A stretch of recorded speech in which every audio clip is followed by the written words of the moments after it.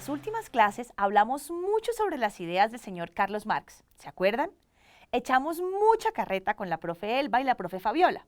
Hoy me toca otra vez a mí venir a contarles cosas interesantísimas sobre la historia de nuestro mundo. Así lo van a seguir entendiendo, cada vez más, para ver si algún día logramos cambiarlo. Bueno, empecemos.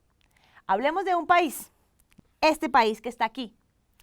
Se llama Inglaterra y resulta que a comienzos del siglo XIX, Inglaterra era esto, una monarquía constitucional.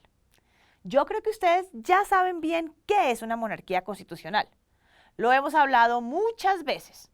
Igual, recordémoslo por si acaso alguno se despistó y se le olvidó.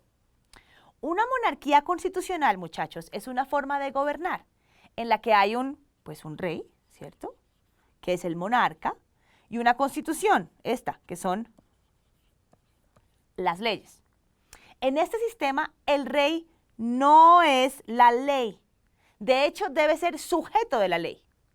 Sin embargo, aún así, Inglaterra no se puede decir que fuera una verdadera democracia. ¿Y por qué no era una verdadera democracia? Pues les cuento. Porque la gran mayoría de la gente no tenía derecho al voto. Imagínense que si uno no profesaba la religión anglicana, que era la religión oficial, no podía votar. Tampoco podía votar si no tenía propiedad. Imagínense que yo no he comprado casa, ni soy anglicana y además soy mujer, pues ni pensar en votar. A mí eso no me parece ni justo ni democrático. Pero bueno, en Inglaterra existían dos cámaras en el Parlamento, donde se supone que toda la gente estaba representada. Miren, estaba esta, la Cámara de los Lores, y esta, la Cámara de los Comunes. Y esto pues no suena nada mal. El problema, mis queridos estudiantes, era que la Cámara de los Lores, o sea, estos señores de aquí, podían hacer esto.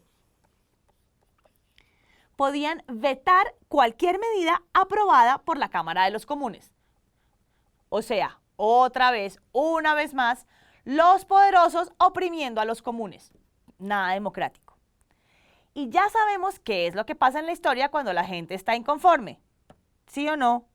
Sí, ya sabemos. Protestan para hacer el cambio. Una de las protestas más importantes era que el Parlamento no representaba realmente al nuevo país. La Inglaterra del siglo XVIII pues no era la misma del siglo XIX.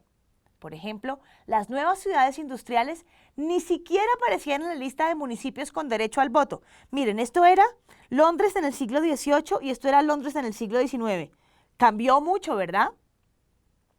Tampoco el número de representantes era proporcional a la población que ahora vivía ahí. Bueno, las protestas se hicieron sentir y los miembros del Parlamento las escucharon. Había que escoger entre reforma o revolución. ¡Qué inteligentes! Claro, muchachos, que es mejor escuchar al pueblo y hacer cambios. Mejor cambiar que quedarse rígido y exponerse a una revolución. En 1832, después de mucho debate, pasaron esto. Se llamó la Gran Reforma de 1832. Adecuaron la ley a la realidad. Dieron gran representación a las nuevas ciudades, donde había gran población, y le quitaron representación a municipios que ya ni existían o no tenían habitantes. La clase media, que era la clase que tenía el poder económico, y con la gran reforma pues ganó mucho poder.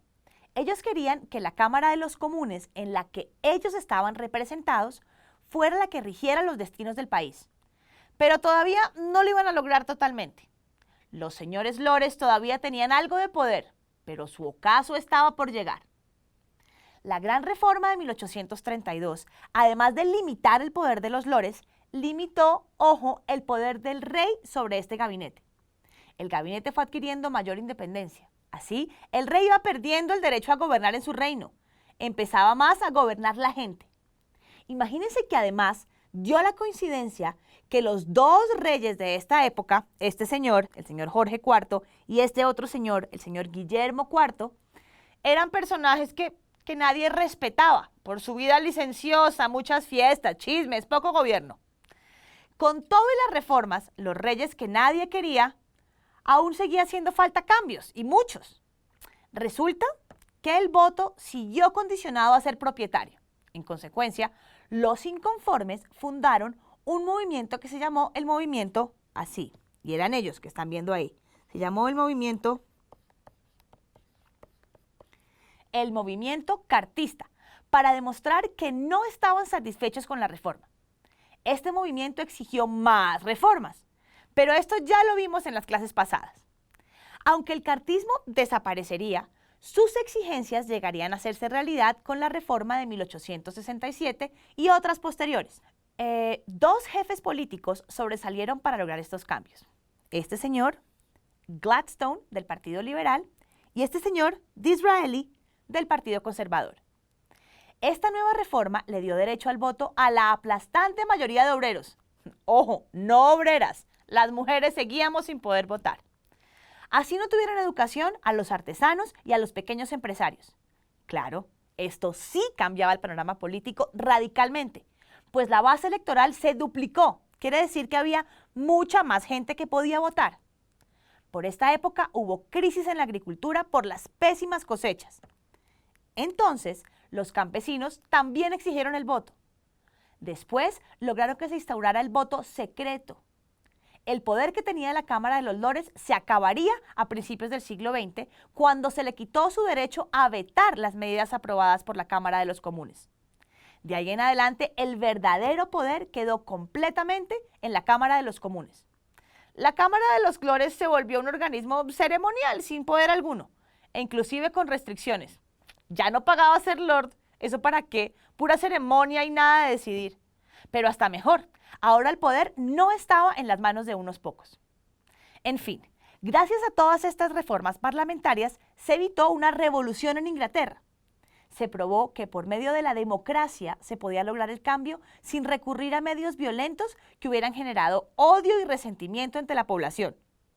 O sea, que sí se puede pedir cosas en paz y conseguirlas. Poco a poco, muchos países copiarían el ejemplo inglés, pues la población a nivel mundial iba tomando conciencia de su capacidad y su poder para cambiar las reglas del juego en la política. Algunos países lo hicieron en forma pacífica y otros en forma violenta. La edad de la aristocracia y la exclusividad, miren, iba llegando a su fin, para ser reemplazada por las nuevas clases creadas por la Revolución Industrial y que ahora tenían el poder político y económico. Primero, la burguesía y después, el proletariado. Parece que en la historia no para de haber grandes cambios, ¿verdad? Pues en Inglaterra siguieron. Hubo también cambios más allá de lo político. También hubo debates en cuanto al manejo de la platica, de la economía. A principios del siglo, los productores de granos y cereales estaban protegidos por esto, las Corn Laws, o leyes del maíz, leyes de granos como trigo, maíz, cebada y avena. Estas leyes ponían altos impuestos de importación a estos productos para defender a los productores ingleses, quienes podían así vender sus granos al precio que quisieran. Es como si aquí le cobráramos altos impuestos al café que viene de otros países para que así nuestros productores pudieran vender a buenos precios. Eso no pasa, pero bueno, claro, hay gente que esto le gusta y otra que no le gusta tanto. Entonces se dieron feroces debates entre los proteccionistas y los seguidores del laissez-faire o el libre comercio. Estos últimos, los del laissez-faire, sostenían que si se importaban los granos libremente, su costo bajaría y entonces bajaría también el costo de la vida. Antes de mediados del siglo, hubo una racha de malas cosechas de productos agrícolas en Europa y por consiguiente, escasez. En 1846, el Parlamento se vio obligado a revocar las Corn Laws. O sea, ya no había Corn Laws, no protegían a los productores ingleses. A finales del siglo, cuando la situación de la agricultura mejoró, nuevamente colocaron nuevas tarifas proteccionistas a la importación de granos. También hubo grandes cambios en cuanto a leyes humanitarias. Escuchen, en 1833, Inglaterra abolió para siempre la esclavitud. 1833. Todo el país. Y todas sus colonias. Importante paso, ¿no? Hay que recordar que los ingleses habían sido desde el siglo XVI protagonistas del comercio triangular, Europa, África, América, transportando miles de esclavos a través del Océano Atlántico. Habían hecho mucho dinero y mucho daño en este negocio. Pero a raíz de los pensamientos de los ilustrados, en el siglo XVIII, los pensadores denunciaron esta práctica y lograron organizar campañas antiesclavistas muy fuertes, que terminaron siendo exitosas.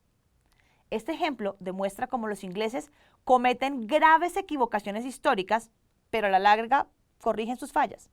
Así no siempre sea por las buenas, sino obligados por la presión social. Lo que nos demuestra que aunque a veces veamos injusticias y pensemos que todo está mal, todo se puede cambiar y corregir. Les cuento más. En cuanto a los castigos judiciales, el Código Penal inglés permitía la pena de muerte, inclusive por ofensas leves. Nuevamente, se hicieron campañas para cambiar esta situación. Eventualmente, se redujo el tipo de ofensa que se podía castigar con la pena de muerte. Se limitaron solo a 4 o 5 casos que fueron homicidio, piratería, traición e incendio provocado. Los demás criminales podían ser enviados a colonias penales en Australia o Nueva Zelanda, separándolos físicamente de la población en Inglaterra. El Parlamento inglés también mejoró las condiciones carcelarias y prohibió el encarcelamiento de personas por ser deudores. Bueno, y así, mis niños, Inglaterra nos demostró que se puede cambiar para mejorar y sin necesidad de guerras o revoluciones violentas. ¿Será que esto tan chévere sucedió en otros lugares del mundo? Ya lo veremos en el próximo video.